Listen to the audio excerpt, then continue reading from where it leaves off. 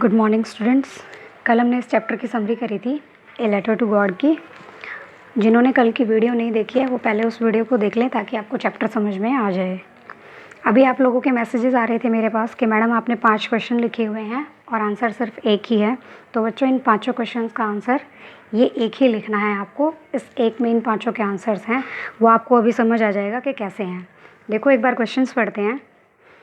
Y did Lencho write a letter to God? Lencho भगवान को पत्र क्यों लिखता है? Who received the letter and what did he do? और वो लेटर किसे मिलता है और वो क्या करता है? बच्चों रिसीव्ड का मतलब होता है प्राप्त करना या मिलना।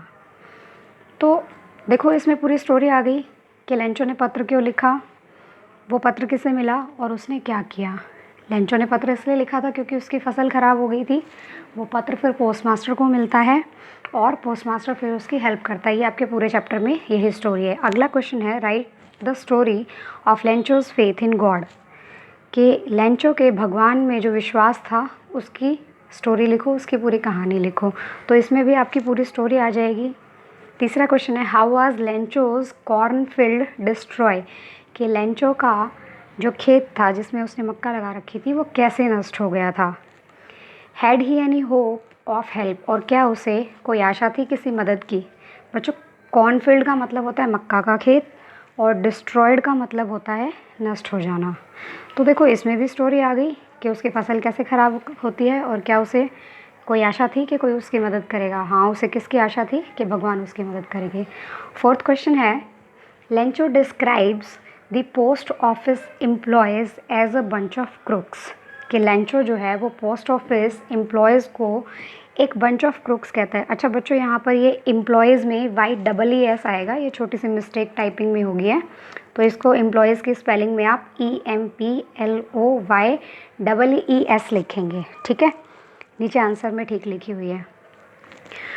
तो डिस्क्राइब होता है किसी का किसी तरह से वर्णन करना।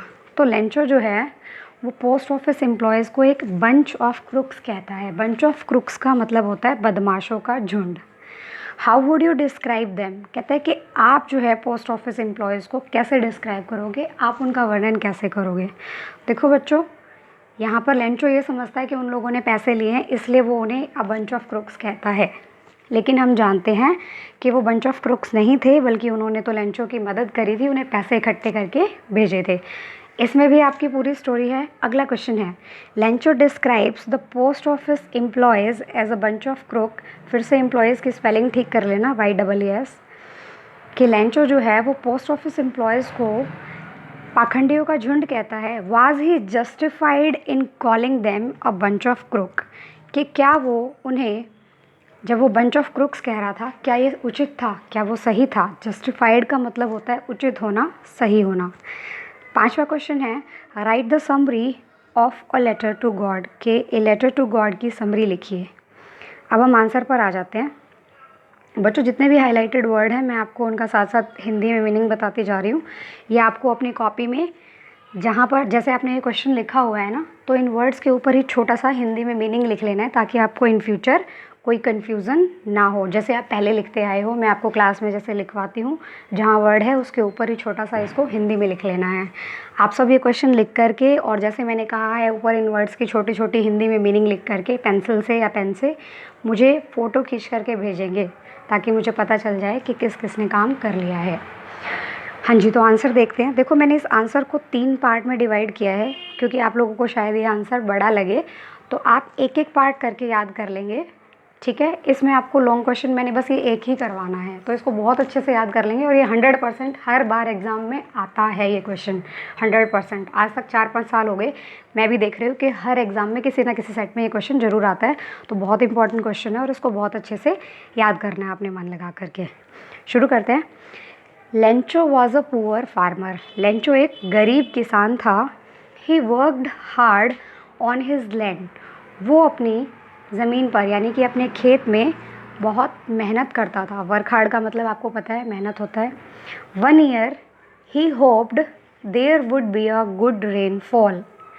होप्ड का मतलब होता है आशा रखना और रेनफॉल का मतलब होता है बारिश, आपको पता होगा। 1 year he hoped there would be a good rainfall. एक साल उसने सोचा कि बहुत अच्छी बारिश होगी। He hoped there would be a good harvest, और उसने सोचा, उसने आशा की कि उसको बहुत अच्छी फसल भी मिलेगी। But unfortunately a hailstorm came and destroyed his crop completely. पहले मीनिंग देख लेते हैं। अनफॉर्चुनेटली का मतलब होता है दुर्भाग्य से, हेलस्टॉर्म का मतलब होता है ओलावृष्टि यानी कि ओले गिरना, एंड डिस्ट्रॉयड का मतलब होता है विनाश हो जाना या नष्ट हो जाना, ठीक है। और कम्प्लीटली मतलब पूरी तरह से। तो लाइन देखिए, बट अनफॉर्चुनेटली लेकिन दुर्भाग्य से, ए हेलस्टॉर्म केम, एक ओलावृष्टि आ जाती है, and destroyed his crop completely, और उसकी फसल को पूरी तरह से बर्बाद कर देती है। Now he had nothing to support his family, अब उसके पास अपने परिवार को सपोर्ट करने के लिए कुछ भी नहीं था, मतलब अपने परिवार का पालन पोषण करने के लिए अब उसके पास कुछ नहीं बचा था। But he had a firm faith in God. Firm का मतलब होता है अटूट, और फेथ का मतलब होता है विश्वास, लेकिन उसे भगवान में अटूट विश्वास था। He believed that God would help him, believed मतलब विश्वास होना। He believed that God would help him, उसे विश्वास था कि भगवान उसकी मदद करेंगे। He wrote a letter to God, उसने भगवान को एक पत्र लिखा। He asked God to send him 100 pesos, उसने भगवान से कहा कि वो उसे 100 पेसोज भेज दे। बच्चों पेसोज क्या होता है, जैसे हमारे यहाँ की करेंसी है रुपीज़, ऐसे जो दूसरे देश हैं उनमें करेंसी होती है पेसोज, ठीक है। द पोस्टमास्टर सा लेंचोज लेटर, पोस्टमास्टर ने लेंचो का लेटर देखा। He was impressed by Lencho's faith in God, impress का मतलब होता है प्रभावित होना। तो वो लेंचो के जो भगवान में जो लेंचो का विश्वास था उससे बहुत ज़्यादा प्रभावित था। He did not want to shake Lencho's faith in God, वो लेंचो का भगवान में जो विश्वास था उसे तोड़ना नहीं चाहता था। शेक का मतलब होता है तोड़ना या हिलाना। So he decided to answer Lencho's letter, इसलिए उसने डिसाइड किया यानी कि निर्णय किया कि वो लेंचो के लेटर का आंसर देगा।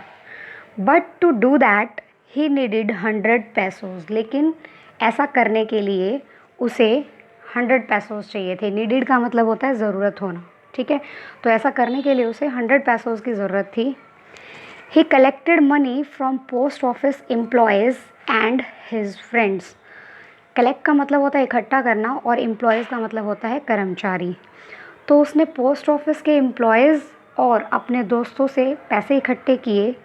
ही gave a part of his salary, और उसने अपनी सैलरी का भी एक हिस्सा दिया।